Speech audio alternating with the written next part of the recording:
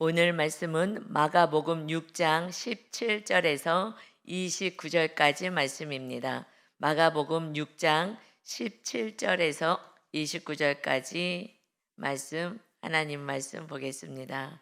오늘 17절의 말씀은 전에 헤롯이 자기가 동생 빌립의 아내 헤로디아에게 장가든 고로 이 여자를 위하여 사람을 보내어 요한을 잡아 옥에 가두었으니 이는 요한이 헤롯에게 말하되 동생의 아내를 취한 것이 옳지 않다 하였음이라. 오늘 마가복음 6장 17절에서부터 말씀에서 헤롯 왕은 이스라엘 땅에 예수님이 사역했었던 그 갈릴리 지역하고 또 요단강의 오른편에 있는 그 베레아 지역을 다스리는 그러한 분봉 왕인 거예요. 이 왕이 자기가 동생 빌립의 아내 헤로디아에게 장가를 들었어요. 그래서 이 여자를 위하여서 침례 요한을 잡아서 옥에 가두었습니다.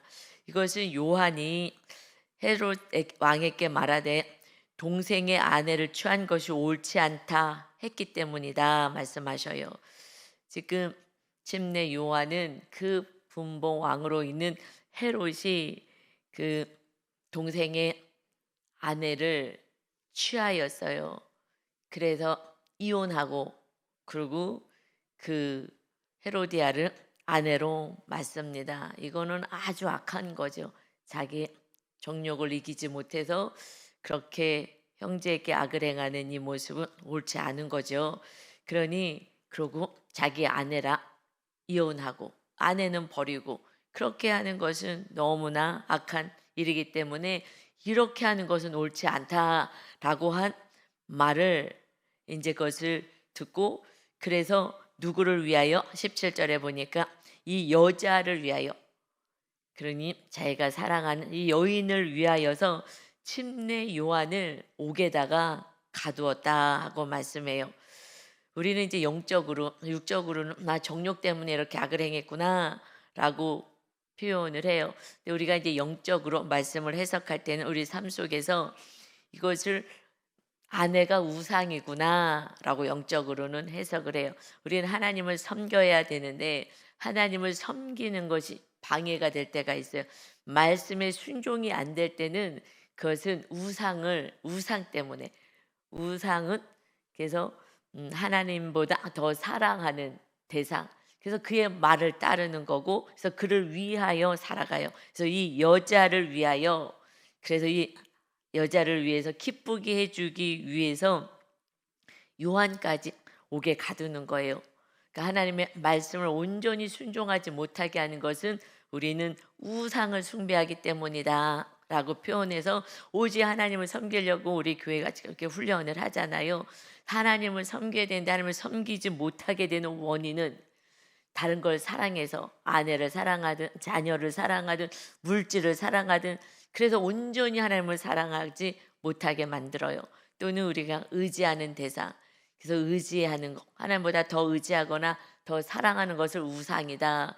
그래서 말씀에 순종할 수가 없게 하나님 온전히 섬길 수 없게 하는 것을 우리는 그것과 지금 싸우고 있죠. 그래서 우리가 영적으로 해석하면 이 헤롯 왕은 이 여자를 위하여서 이건 옳지 않다고 했더니 여자가 듣기 싫어하는 거예요. 그러니 이 여자가 원하는 것이 요한을 옥에 가두는 거예요. 아니 죽이는 거죠 원래는. 그래서 일단은 가두는 데까지 갔어요. 그러니 19절에 마가복음 6장 19절에 헤로디아가 요한을 원수로 여겨 죽이고자 하였으되 하지 못한 것은 헤롯 왕이 요한을 의롭고 거룩한 사람으로 알고 두려워하여 보호하며 또 그의 말을 들을 때에 크게 번민을 하면서도 달갑게 들음이러라. 그가 지적했을 때에 양심에 가책이 있고 찔림이 있어요. 왜냐하면 요한은 의로운 사람이고 거룩한 사람이다라는 것까지는 알았어요. 그런데 우상이 되어서 이 여인은 말을 따를 수밖에 없는 거예요. 그를 기쁘게 해주고 싶은 거예요. 그러니 찔림이 있어도 번민은 있어도 그 말이 옳은 말이지 하고 달갑게 들었다. 우리는요 두려워하고 이 떨림이 있고 갈등이 있고 번민이 있게 되면 빨리 말씀을 붙잡고 회개해야지 살 길인데 우상이면 안 되는 거예요. 안 되는 거예요. 그래서 우리가 많이 얘기들 해요. 안 된다고. 잘 알면서도 잘 안 된다고. 그러니 그거와 싸우는 거예요. 이제 우리가 싸우는 건 사랑과 싸우는 것이 아니라 하나님의 자녀들은 우상과 싸우고 우상을 내려놓고 우상을 섬기지 않아야 되는데 이 아내를 하나보다 더 사랑하니 말씀을 알고 이 침례 요한의 이 말씀이 틀린 게 아닌데 그런데 안 돼. 이 말씀대로 살 수가 없어. 왜? 나는 이 여인이 하나보다 더 사랑하니까 어떤 것이 내가 더 사랑하니까 하나님을 말씀을 순종할 수가 없는 거예요. 그러니 19절에 다시 보면 이 여인은 이제 악을 행한 여인이잖아요. 그러니 요한을 원수로 여겨 죽이고자 했으나 죽이는 데까지 못 가고 그냥 감옥에 가둬두는 데까지는 간 거예요. 왜냐하면 헤롯 왕이 죽이려고는 하지 않아요. 이거는 이렇게까지는 하지 않고 그냥 아내를 위해서 이 여자를 위해서 옥에 가두죠. 그러니 이제 내 뜻대로 되지 않는다면 원수가 되는 거예요. 이 헤로디아가 요한을 원수로 여겼다. 여러분 가족도 마찬가지고요. 이웃도 마찬가지고 나하고 뜻이 다르면요 원수가 되는 거예요. 이거는 그냥 마귀 역사한 거죠. 내가 원하는 대로 못하게 해서 그러면 그냥 가족도 그래서 가족이 원수라 그러잖아요. 너희 가족 안에 원수가 있다. 왜냐하면 직장은 내 뜻대로 안 돼. 그럼 그만둘 수가 있어요. 그러나 가족은 그래도 마지막까지 보르잖아요.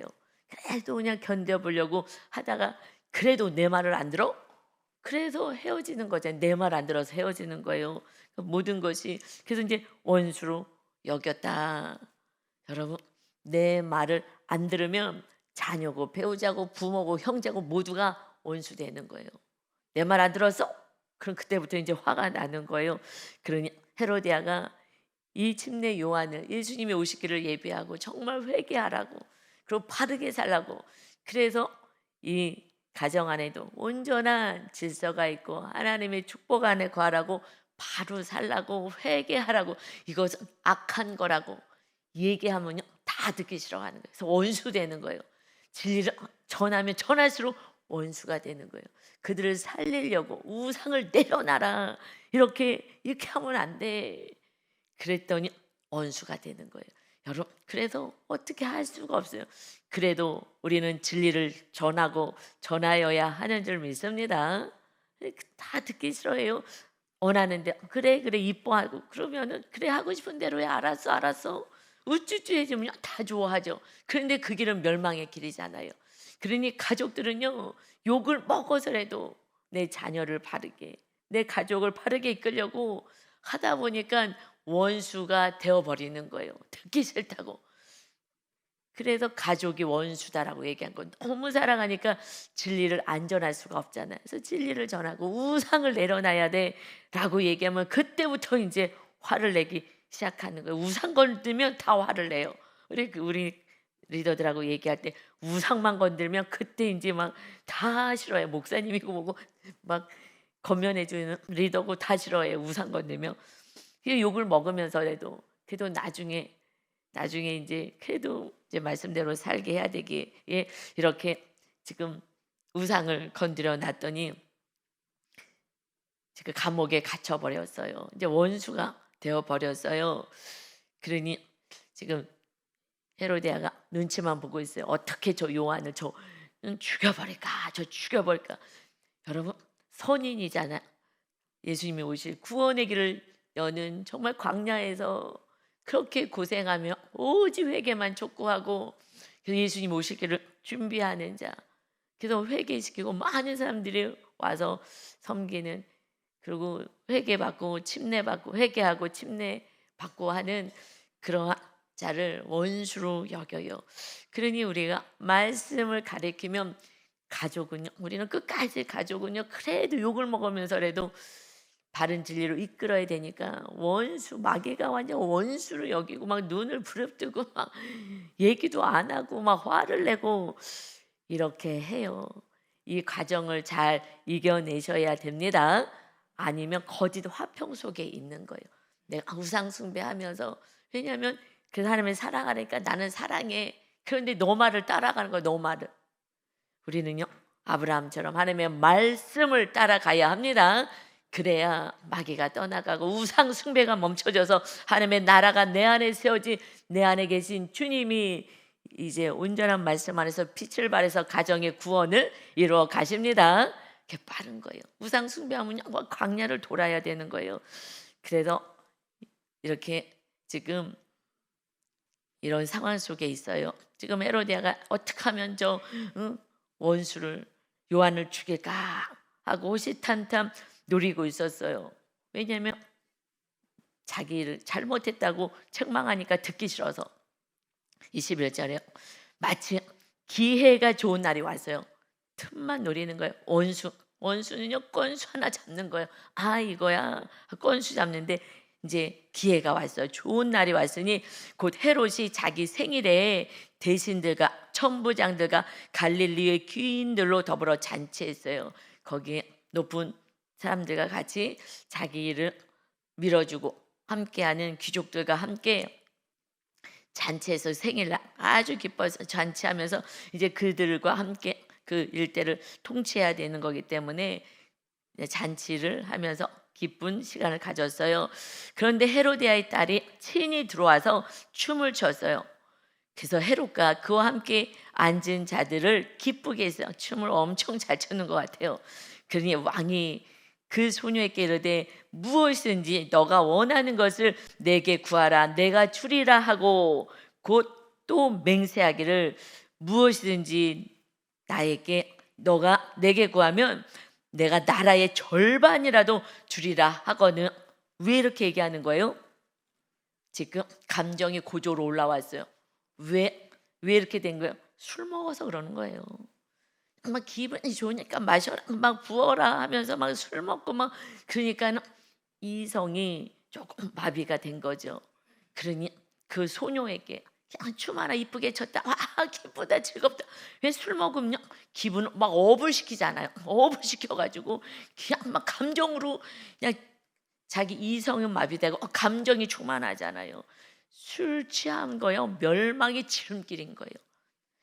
그래갖고 술 취해갖고 막 신나가고 내가 나라의 절반을 다 줄 거야. 아니 춤 한 번 췄다고 나라의 절반을 줄 일이 있냐고요. 자기가 왕인데. 그런데 지금 술 먹어갖고 취해가지고 이성을 마비시키니까 무슨 짓을 하는지도 모르고 무슨 말을 하는지도 몰라요. 정말 이 술은요, 정말 싸워야 될 1순위예요. 기독교인으로서는. 기독교인이 멸망하고, 아니 모든 삶이 다 그러죠. 정말 아주 장래가 촉망했다는 이런 도지사다, 이게 유명한 그런 분들, 정말 정치를 잘한다고 했던 분, 술 먹고요 다 멸망의 길을 걸어가서 그 인생 다 끝나버리는 거예요. 한순간 다 나락으로 떨어지는 거예요. 그뿐만이 아니라 그거는요, 자녀에게 대물림을 시켜요. 자녀에게 중독. 우리 교회도 보면 할아버지가 아들이 계속 내려와요. 손주까지 내려오더라고요. 3대를. 이제 또 아기가 태어났어요. 그러니 권사님이 막 이를 악물고 정말 십자가 지고 이 저주가 이때에서 끊게 할 거라고, 손주까지 안 내려가게 할 거라고. 그런데 쉽지 않죠. 위에서 끊어줘야 되는데 안 돼요. 아무리 직분이 있어도 소용없고요, 교회를 다녀도 소용없어요. 이거는요, 정말 목숨을 걸고 죄와 싸우듯이 중독이기 때문에 잘라내야 돼요. 그렇지 않고 다 멸망이에요. 그래갖고요, 춤 한 번 췄다고 신나가고 나라의 절반도 줄게 헬렐레 했더니 그가 나가서요, 딸이 얼른 나가가지고 그 어머니께 해요. 엄마 나 나라의 절반을 준대. 와, 어떻게 내가 뭘 원할까? 신났잖아요. 그러니 내가 무엇을 구하리까? 그 어머니가 이르되 침례 요한의 머리를 구하라 하니, 그러니 그가 곧 왕에게 급히 들어가서 이제 구하는 거예요. 이르되 침례 요한의 머리를 소반에 얹어 곧 내게 주기를 원하옵나이다 하니. 이게 말이에요, 뭐예요? 여러분, 술 취하면요 이 미쳐가는 거예요. 세상에 침례 요한 머리를 소반에 담아갖고 쟁반에 갖다 나한테 주세요. 여러분, 마귀는요 호시탐탐 노리는 거예요. 틈만 노리는 거예요. 여러분, 우상 숭배는요 이렇게 멸망으로 가는 거예요. 이 여인 이렇게 하면 안 돼. 그런데 악을 행하는 것은 왕이 돼가지고 악을 행하는 거예요. 더 악 속에 살아가는 거 아니겠습니까? 이 죄를 어떻게 감당하겠어요? 그래 처음에 우상 숭배 하지 마. 이거 여인 말 따르면 안 돼. 그 여인 데리고 오면 안 돼. 회개해. 이렇게 하면 안 돼.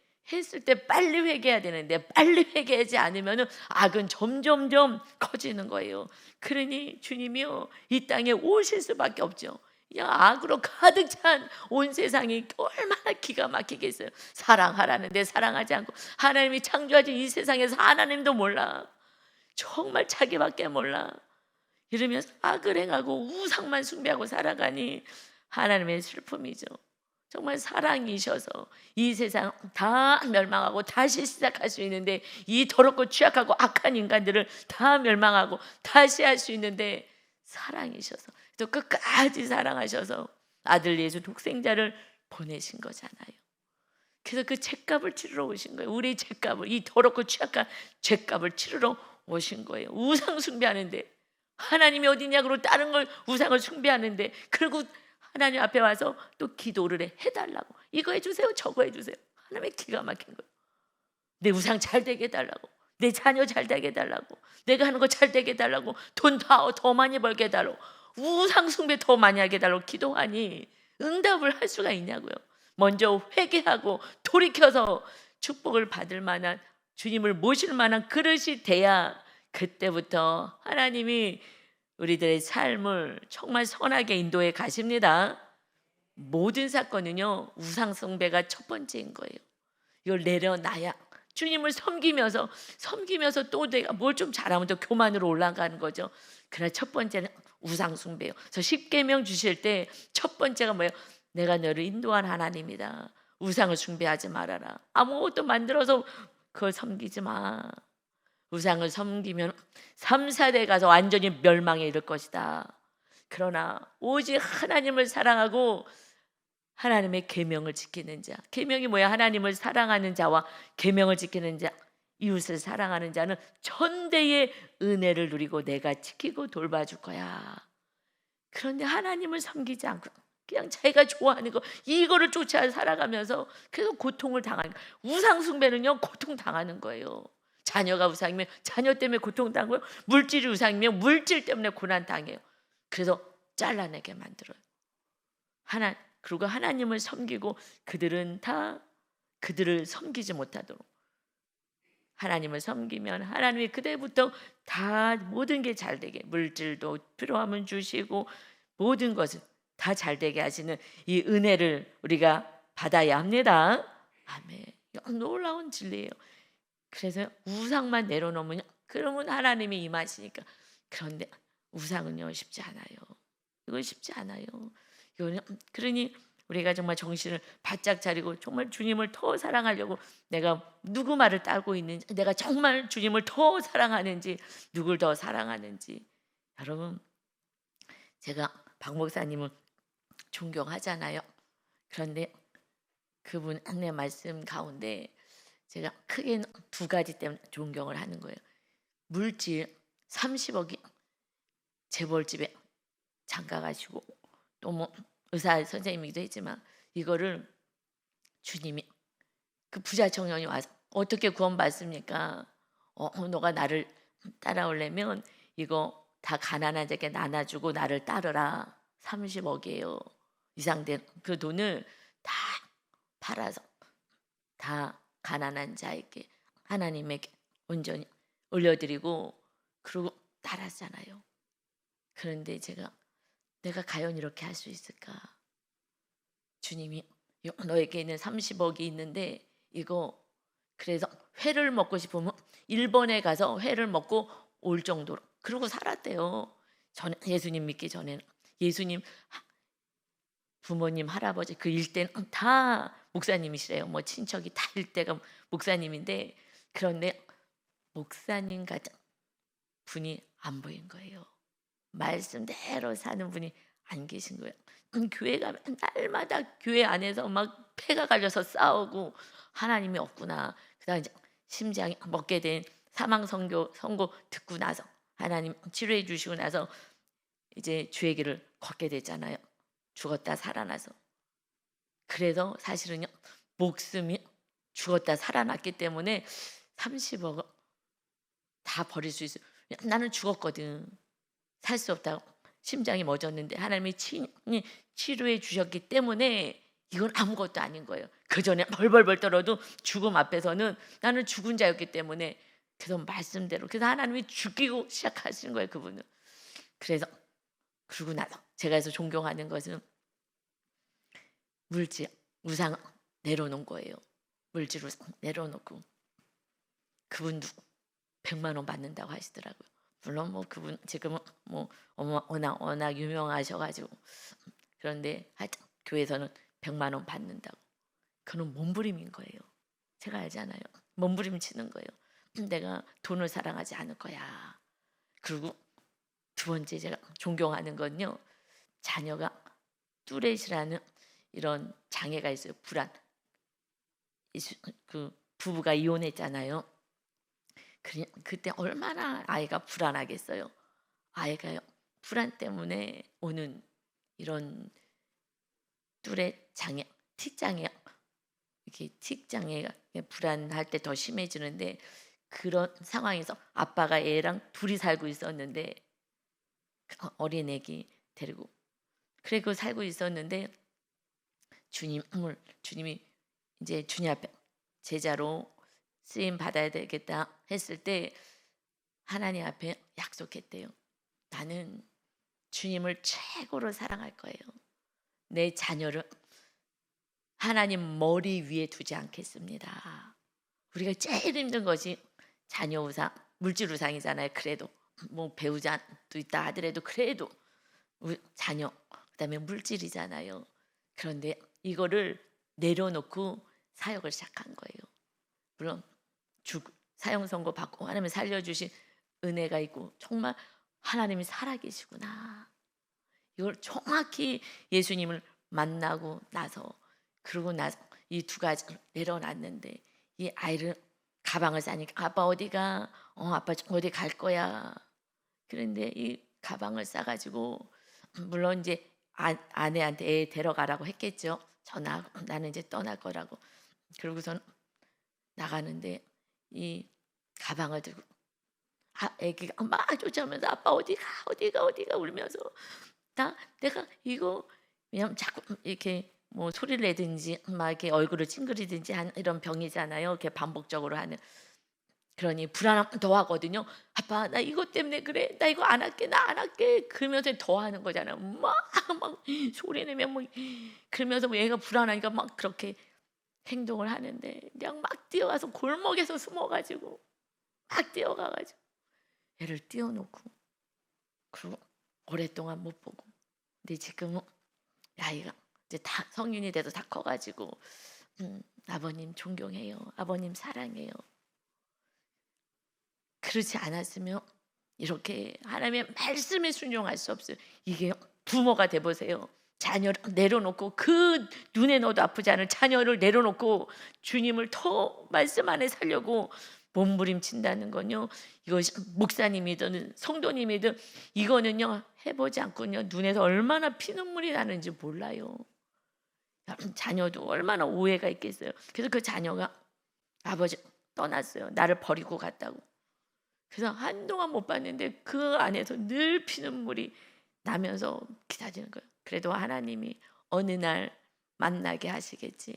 어느 날 회복시키겠지. 근데 어느 날 이제 아이를 하나님께서 만나 주셔서 정말 이렇게 너무나 이제 사랑의 관계 속에서 회복되었다 말씀 들었어요. 여러분, 이 두 가지는 어려운 거예요. 그런데 이분이 사역 시작하기 전 두 가지를 버리고 간 거예요. 물질 내려놓고, 물질을 주님보다 더 사랑하지 않겠습니다. 자녀를 주님 머리 위에 두지 않겠습니다. 그래서 아브라함 테스트에 합격해서 이제야 너가 나를 경외하는 줄 알았다. 아브라함 이삭을 바쳐라 했을 때, 그럴 때 이제야 너가 나를 경외하는 줄 알았다. 그때부터 온전히 하나님의 말씀에 순종하는 거예요. 그렇지 않고서는 어려운 거예요. 지금 이렇게 이런 우상 숭배, 이것 때문에 결국은 침례 요한이 죽음을 당하게 돼요. 이제 26절이에요. 왕이여 심히 근심하나. 근심되는 거예요. 그래서 어떻게 죽이면 안 되는데 심히 근심하나 자기가 맹세한 것과 그 앉은 자들로 인하여 그를 거절할 수 없는지라. 거절할 수가 없어. 왜요? 그 다음에 이 헤롯 왕은 무엇이 우상이에요? 아내 너무 사랑스러워. 뺏어서라도 자기가 취하는 거예요. 너무 사랑스러운 거예요. 그리고 무엇이 우상이에요? 왕의 자리가 우상인 거예요. 그러니 자기가 이건 아니지 해야 되는데, 지금 자기랑 같이 귀인들, 같이 통치하는 천부장들, 대신들, 그들과 함께 했다 그랬잖아요. 대신들, 천부장, 나라를 다스리는 자들, 그리고 갈릴레 귀한 귀족들, 이들이 자기를 지지해 줘야지 그 왕의 자리가 든든하겠잖아요. 그런데 그 앞에서 말한 것을 금방 바꿀 수는 없는 거잖아요. 왜요? 나의 왕권을 그게 하나님보다 더 사랑하게, 진리보다 더 붙잡고 있기에 하나님이 왕으로 세운 것이라고 생각하지 못하고 그들의 눈치를 봐야지, 그들이 나를 좋아해야지 내가 왕의 자리에 올라올 수 있어. 그러니 그의 우상은 아내였고 그의 우상은 왕권이었던 거예요. 그러니 안 되는데 근심하는 거, 이건 아닌데 아닌 걸 알아요. 진리를 알지만 내가 내려놓지 않는다, 내가 왕의 자리를 내려놓을 마음으로 이거는 아니지 하고 진리를 붙잡았다면은 좋았을 것을, 우상이 있기 때문에 그래서 내 안에 무엇이 우상인지 우리가 날마다 체크하고 그거랑 싸운 훈련을 많이 하잖아요. 우리 교회가 많이 그걸 몰라. 나는 하나님을 사랑해. 아니요. 정확히 알아야 그때부터 내 우상이 무엇인지 정확히 아는데 오래 걸려요. 마귀가 절대 모르게 하죠. 그거 안 하면 그때부터 이제 싸우기 시작하는 거예요. 그때부터 이제 주님을 진짜 섬기기 시작하는 거예요. 그러니 27절에 왕이 곧 쉬병 하나를 보내요. 요한의 머리를 가져오라 명하니 그 사람이 나가 옥에서 요한을 목 베어 그 머리를 소반에 얹어다가 소녀에게 주니 소녀가 이것을 그 어머니에게 주니라. 어머니에게 주었다. 소녀에게 바치는 거예요. 여러분, 자기가 왕이에요. 왕인데 그 악을 행하여서 우상 숭배를 하니 결국 하나님의 말씀을 순종하지 못하는 악인이 되어서 더 큰 악을, 우상 숭배는요 어마어마한 악을 계속해서 행하고 살아가게 하는 거예요. 그러니 요한의 제자들이 듣고 왔어요. 시체를 가져다가 장사하니라. 이게 무슨 날벼락이냐고요. 이게 무슨 날벼락이냐고요. 이렇게 하면 안 돼요 하고 왕에게 회개를 촉구했더니 이 여인은 기쁘게 해주겠다고, 이 여인을 위해서 여인이 하는 말을 따라서 죽이기까지는 못하고 감옥에 넣었지만 마침내 이 여인이 원하는 대로 죽여버리잖아요. 그럼 여러분, 우리는 어떻게 보겠어요? 하나님이 계신 거야? 침례요한이 뭘 잘못했다고 죽일 일이 있다고 죽이시는 거야? 하나님이 살아계지 않는 거야? 로 해석하지 않겠어요? 하나님 믿을 수 없네. 아니 저게 헌신봉사 충성을 다 했는데 저게 무슨, 저렇게 어떻게 죽을 수가 있어? 말도 안 돼. 어떻게 저렇게 할 수가 있어? 라고 육으로 해석하면요 한두 것도 없어요. 그러나 믿음의 눈을 들어보면 이것이 하나님의 뜻인 것인 줄 믿습니다. 하나님의 뜻인 거예요. 그래서 예수님이요 마태복음 11장 11절에서 내가 진실로 너희에게 말하노니 여자가 낳은 자 중에서 온 세상 가운데 여자가 낳은 이 자 중에 침례 요한보다 큰 이가 일어남이 없도다. 침례 요한은 큰 자야. 이 세상에서 태어난 모든 이들 가운데 가장 큰 자이다 라고 말씀해요. 왜요? 예수님이 오실 길을 예비하는 자잖아요. 메시아 구원자가 오실 길을 예비한 그는 가장 큰 자야. 그의 사명은 거기까지인 거예요. 내 뜻대로 생각하면 어떻게 그럴 수가 있어? 우리는 내 뜻대로 해석하고 내 뜻대로 생각하니까 놀라고 자빠지고 이럴 수 있어 저럴 수 있어. 하나님은 이래라 저래라 이렇게 함부로 하는 거예요. 하나님 이럴 수 있어요 저럴 수 있어요. 뭘 잘못했다 그래요? 요한은 잘못한 거 없어요. 하나님의 뜻은 거기까지예요. 집내 요한의 사명은 거기까지인 거예요. 그걸 가지고 틀렸어요. 어떻게 그래요? 이것이 교만 방자한 거예요. 내가 하나님의 자리에 올라와서 하나님이 이래서 저랬어. 여러분 하나님이 얼마나 위대하시고 완전하시고 전능하신 하나님인 걸 안다면 우리가 하나님을 향해서 이러쿵 저러쿵 이거는요 너무너무 교만의 극치인 거예요. 내가 신보다 더 올라와 가지고 신이 이렇게 해야지 하나님 이렇게 해야지 저렇게 해야지. 여러분 이거는 너무 악한 거예요. 하나님을요 정말 종으로 보는 거예요. 그리고 하나님께 기도는 또 열심히 해. 이거 해달라고 저거 해달라고. 얼마나 우리 모습이 더럽고 취한 모습입니까? 내 모습을 정확히 보지 않는다면요 우리는 내가 무슨 짓을 하고 사는지 몰라요. 집내 요한의 머리를 소반에 담아다가 소녀에게 안겨주는 거예요. 내 왕권을 강화하려고. 나 이런 사람이야 자랑하고 싶어서 이거 주세요 저거 주세요 하나님께 하면서도 하나님 이럴 수 있어요 저럴 수 있어요. 여러분 이거는요 말이 안 되는 거예요. 하나님이 누군지도 모르고 신앙생활 하는 거예요. 다시 말하면요 내가 죄인인지 내가 피조물인지도 모르고 창조주 하나님이 사랑의 하나님 전능하신 하나님 앞에 함부로 행하는 거예요. 그런데 예수님이요 그가 가장 큰 자이다 끝까지 순종하며 복음을 전하잖아요. 그 한 영혼 헤롯 왕의 그 한 영혼을 위해서라도 진리를 전하다가 사명을 감당한 거예요. 그 한 영혼이라도 구원을 시키려고. 이거는 끝까지 회개를 촉구한 거. 이거는 하나님이 귀하게 여기시죠. 그렇지만 그러나 천국에서는 극히 작은 자라도 그보다 크니라. 이게 무슨 말씀이에요? 여자가 낳은 자녀 사람들 가운데 가장 큰 자인데 집내 요한은 너희가 보기에는 허망하게 죽은 것 같아. 아니야 가장 큰 자야. 이제 주님의 사역이 이제부터 시작이니까. 그런데 하나님의 나라에서는 극히 작은 자라도 침례 요한보다 큰 자가 될 것이다. 이게 무슨 말씀이에요?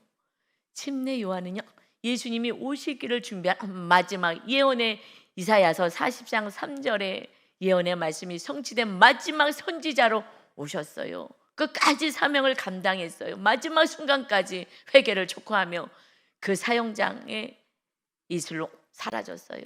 그러나 그는 천국에 가서 상급받는 자이지만 길을 예비한 자.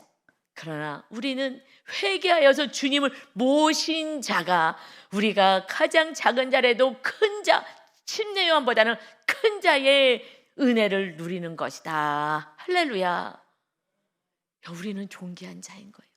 우리는 귀한 자인 거예요. 그저 무엇을 먹고 마실까 어떻게 할까 왜 이렇게 안 했어 싸우고 지지고 복구하는 인생이 아닌 거예요. 예수님을 모신 자, 신을 모신 자, 전능하신 창조주 하나님을 모시고 살아가는 성령의 전으로서 살아가야 되는 거룩하고 존귀한 인생인 줄 믿습니다. 여러분 이렇게 살아가야 돼요. 정말 오직 주님을 살아가며 주님 뜻을 이루기 위해서 살아가는 내 목숨을 아까워하지 않고 이웃의 시선을 주의하지 않고 살아가는 진정한 하나님의 자녀들이 되어서 침례 요한보다 너희는 더 큰 자이다. 신을 모신 자라고요. 그런데요 정말 너무나 지엽적인 걸 가지고 신을 요만하게 만들어. 그러니 자녀도 이웃도 하나님이 어디 있어? 모르는 거예요. 왜 맨날 불안하고 덜덜 떨고 이러고 살잖아요. 물론 저도 그렇게 살았어요. 그러니 죄송하게 짝이 없어요. 저는 잘 사는 것도 아니에요. 저도 우상 숭배하고 정말 이 우상이 안 내려놔져가지고 정말 울며 불며 수많은 시간을 여러분, 자녀를요 하나님께 맡겨요. 우리 아이가 중학교 때인가 그때 하나님이 친히 너 아들은 내가 키울 것이다. 이 아이들, 버려진 아이들의 엄마가 되어라. 여러분, 이게 쉬운지 아십니까? 박 목사님이 얘기해요. 내 아내는 늘 피눈물이 흘렸습니다. 여러분, 이게 쉬운 거 같습니까? 부모가 어려워요.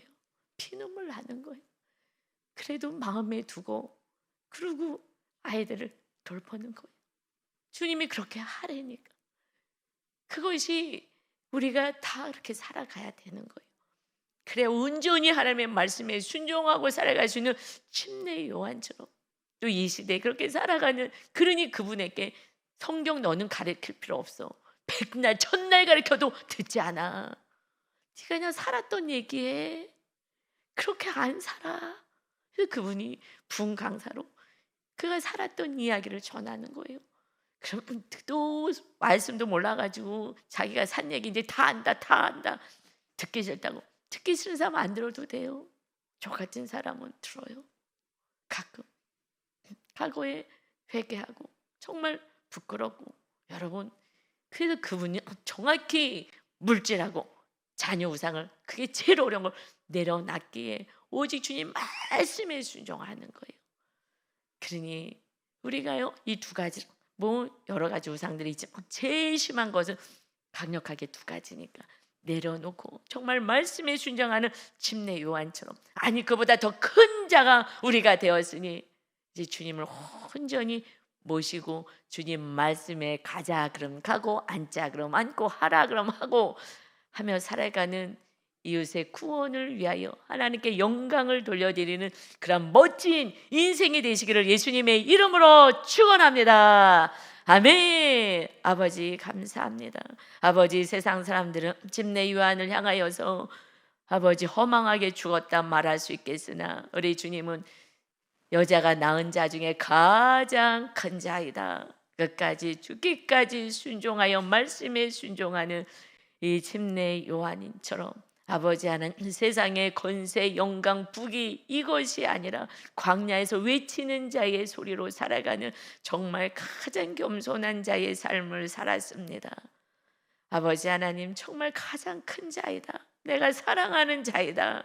아버지 하나님의 뜻이 우리에게 어떤 뜻이 있는지 우리는 알 수 없으나 오직 하나님의 뜻만이 온전히 이루어지는 겸손의 종으로 우리 모두가 사는 진정한 하나님께 영광 올려드리는 자녀의 삶을 살게 하여 주옵소서. 오늘도 기도할 때에 하나님이 나를 향하신 뜻이 무엇인지 정확히 분별하여 하나님의 뜻이 이루어질 수 있도록 오늘도 기도하여 그 뜻을 성취하여 하나님께 영광 올려드리는 거룩한 인생 되게 하여 주옵소서.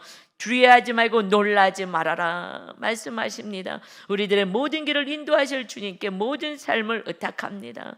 주님께서 해결하여 주시고 길을 열어주시고 그 길에 순종할 수 있는 믿음도 허락하여 주옵소서. 우리 아버지가 되어주신 우리 하나님을 찬양하며 예수 그리스도의 이름으로 기도 올리옵나이다. 아멘.